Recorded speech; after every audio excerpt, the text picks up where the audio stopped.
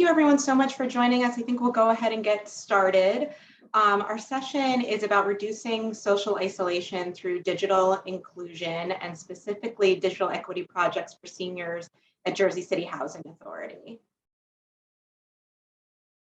Next slide, please.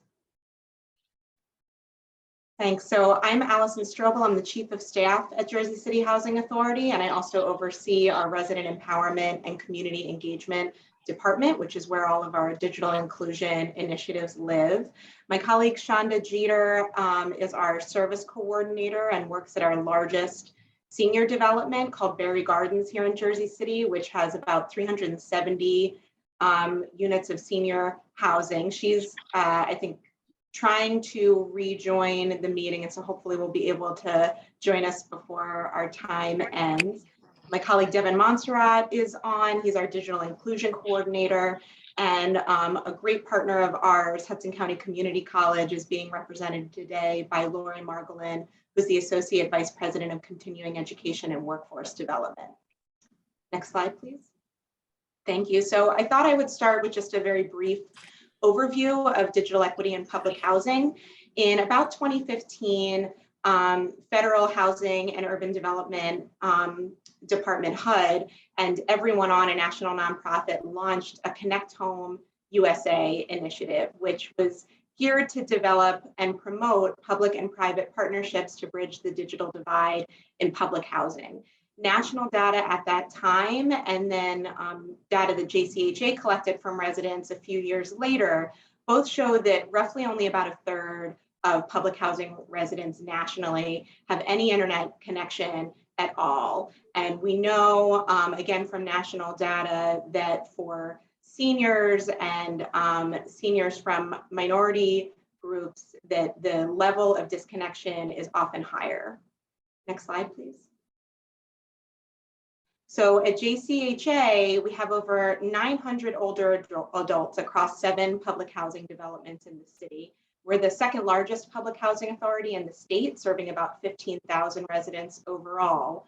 But to address the digital inclusion needs of our seniors in particular, over the last several years, we've worked hard to try and address both access to internet, access to devices, and leveraging partnerships to be able to offer digital literacy training. I heard another presenter earlier this morning talk about the importance of the digital literacy training going hand in hand with the devices and the internet, because otherwise you're providing something to someone that they don't know how to use or might not even know the value of. And overall, our goal is to reduce social isolation by increasing community and civic engagement and opportunities for connecting both with housing authority staff, with service providers, and with family, friends, and loved ones. Next slide, please.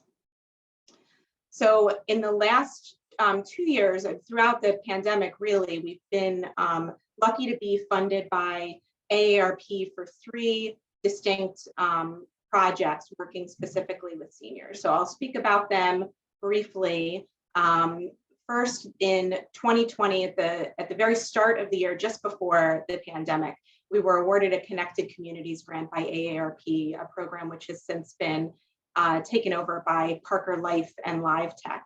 And the program seeks to provide a smart home device and Wi-Fi to seniors so that they can get information about community events and resources, so that they can do things like check the weather, call a friend, set a reminder, any of the number of things that any of us do with smart home devices, remind them to take medication or to go down to the community room for a specific event at a certain time and the like. We're significantly impeded in rolling out that project because of the pandemic. We started providing devices to residents, but without the ability to host trainings, and they sat unused. I'm glad to say that over the course of the last year, we've had the opportunity to reconvene and to work one-on-one with residents and teach them how to use those devices. Then last year, we were awarded a community challenge grant for a project at Thomas J. Stewart Apartments, a senior housing development with just under 50 units. At that site, we developed a computer lab and invited in partners, including the Jersey City Free Public Library and Rising Tide Capital, to provide digital inclusion, digital literacy classes to seniors. It's a site that has both English and Spanish speaking residents. And so all of the classes were bilingual. And we spent a lot of time on computer basics, things like using the mouse to move around the computer and how to select different applications or websites, how to search for things, how to use the keyboard. And also as part of that project, we got smart home devices with screens, which we haven't rolled out yet because we're still working on getting the building wired for broadband, which I know is an issue that others attending this conference are trying to address. So the last project that I'll mention briefly, and then we'll speak about more and have our partners speak about as well, is we were just awarded a 2022 Community Challenge grant. And with this grant, we're partnering with Hudson County Community College to hire and train college students as interns to act as tutors for seniors at our Hudson Gardens public housing development. So I'll, last slide, please.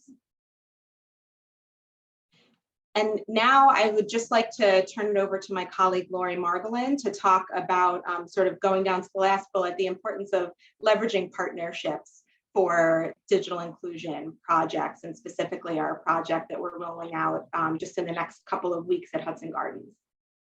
Great, thank you, Allison. I'm thrilled to be here today with you and all the attendees. So I'll share a little bit about Hudson County Community College first, and then talk about the student internship program.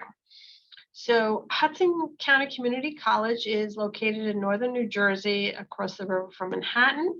Hudson County is the most densely populated county in the country, and Jersey City, where our main campus is located, is the most diverse city in the country this year, and I think in the last 4 out of 5 years. At HCCC, our acronym, we have about 18,000 credit and non-credit students. Our students are majority minority, with 55% reporting they are Hispanic. About 80% of our students qualify for financial aid, and many are the first ones in their family to attend college. I could share lots more about our students, but I'll stop there and pivot to the AARP Community Challenge Grant Student Internship Program. So the internship program is for HCC students to tutor older adults at Hudson Gardens one-on-one. The students will need to commit to attending a 2-hour training session and at least 20 hours of tutoring. The students will receive a stipend of $17 an hour plus travel expenses, and receive a laptop if they fulfill the required hours. In addition to the monetary benefit, which is important, students are participating in an experiential learning or a learn by doing, which is really invaluable. We hear that all the time from the students, from employers. So we're so happy to be able to partner with the Jersey City Housing Authority for this. The internship provides the students to use their technology skills to teach older adults how to use their digital devices, and in the process gain that real-world teaching experience. Students are able to give back to the community, which is important to them, and also experience being an expert instead of a learner. So it's really a nice shift to be able to have that as well. So we began promoting this opportunity on the first day of the fall semester, which is just over 2 weeks ago, and the response has been overwhelming. It's well over 100 applications. And we had an information session earlier in the week, and we had, I think, at least 50 students in person, as well as many more virtually, with tons and tons of great questions about the program, which really showed their interest and that they were listening. And it's quite impressive, given that, as you can imagine, there's lots going on at the beginning of the semester, and this somehow broke through, spoke to our students. So from that, the Jersey City Housing Authority will select 10 to 12 interns, and they will begin their training in early October, and then begin to work with the seniors later in the month. Our students have much to offer older adults in the community and much to gain. And I really believe this will enrich them as a person and add to their resume. And I'm really looking forward to seeing where this will lead. Allison? Thanks so much, Lori. And I wonder, while you're on the subject, if you have any comments just on HCCC's interest in this project and the role the community colleges can play in digital equity work and intergenerational projects. Yes, community college takes the community in our name very seriously. We make a point to reach out to partners, to work with partners, to provide services and programs that are needed by residents in the county.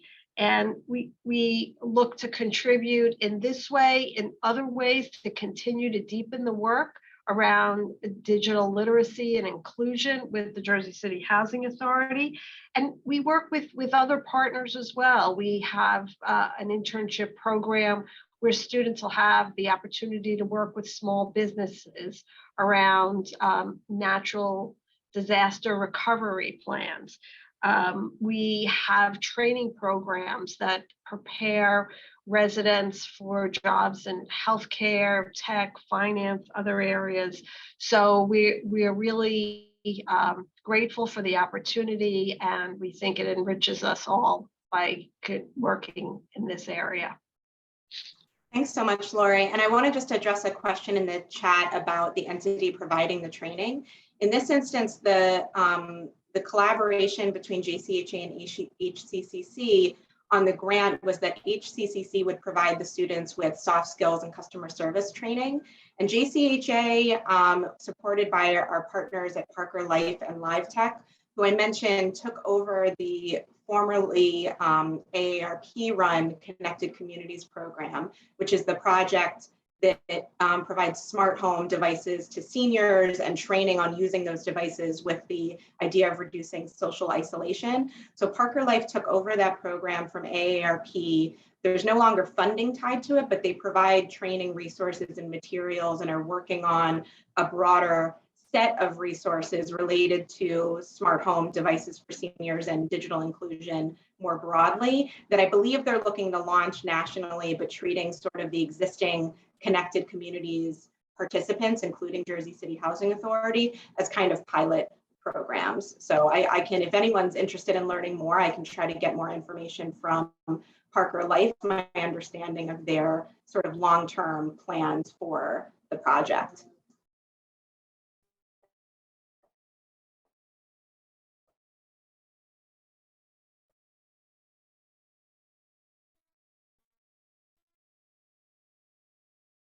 Able to unmute, would love for you to speak a little bit about the value of digital access for seniors. Hi, thank you, Allison. Yes, I was able to log back on. Well, the value of the digital access here at Everyone's Gardens, what I see is a significant help in improving the quality of life for the residents. Once the residents really started to get, involved, active with the tablets, and we showed them how much they can actually do with the tablets.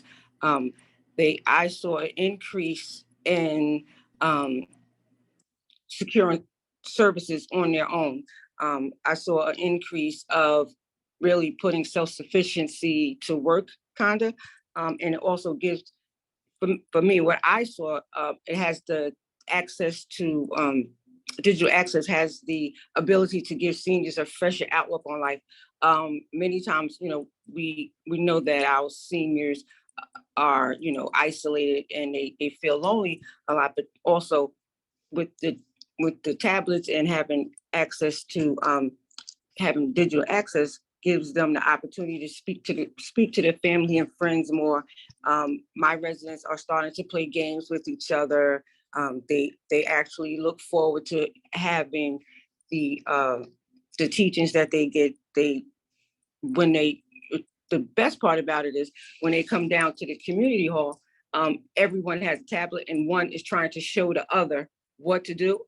It really, really excites me to see that. It really does. overall, I think it's endless possibilities if I can get them to stay engaged. That's the biggest hurdle for us, getting them to stay engaged, because they believe that once they have the tablet and we show them a few things, they know everything. So what I try to do is to encourage them to relive some of the things they used to do when they were younger, like recipes. That they just love that. Listen to old music and play games, take pictures. One big thing is that we do is I try to tell them to listen to what they like, if religion, because a lot of times they can't go out, many of them can't go out to church right now, or whatever they choose to listen to, but to listen to certain programs. And that really, really, has improved their quality of life, or improved their behavior and their attitude many times. So I believe that is very important, and it really helps increase opportunities, improve the quality of life for our residents. Thank you so much, Shonda. And I neglected to mention part of the sort of relaunch with Parker Life of our Connected Communities project at Berry Gardens is Train the Trainer model, where we're seeking senior residents at the development to volunteer to go through sort of a 3 or 4 hour training to learn how to teach others how to use the tablets, to have that consistent programming, and to ensure that we have the volunteer and staff capacity to be consistent with the programming and to get more residents engaged.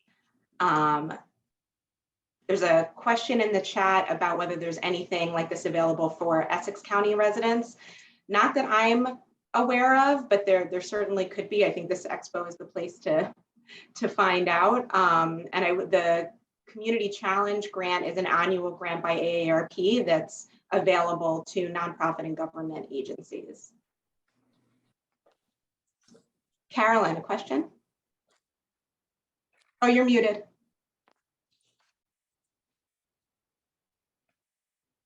There Now you we can hear you. It's one of those senior problems, Happens to everyone. Oh, muted again.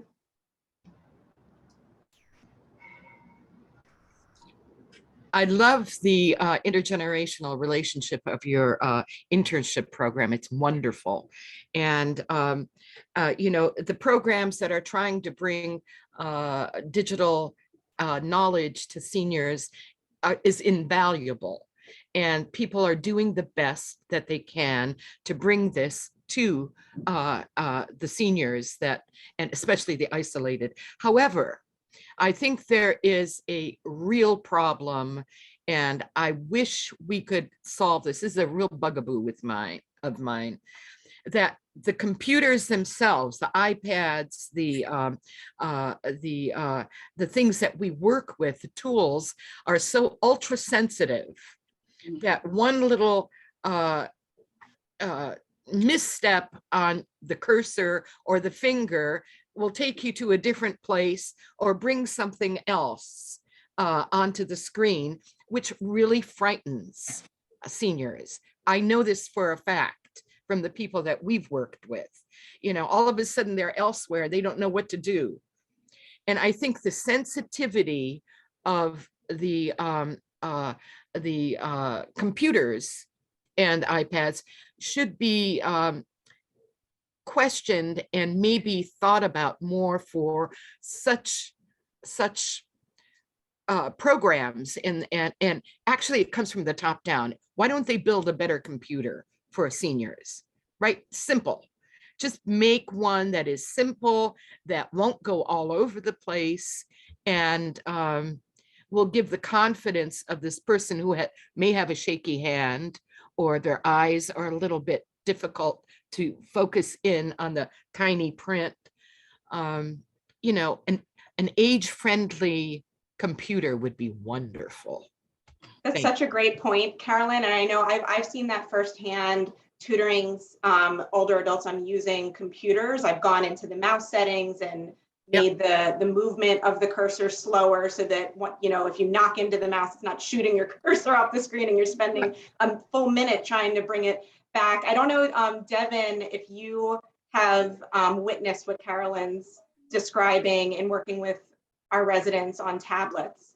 I mean, they want to partake. They want to join the modern civilization, but the technology is making it very difficult for them. And yes, I'm sorry, please. Oh, no worries. Looks like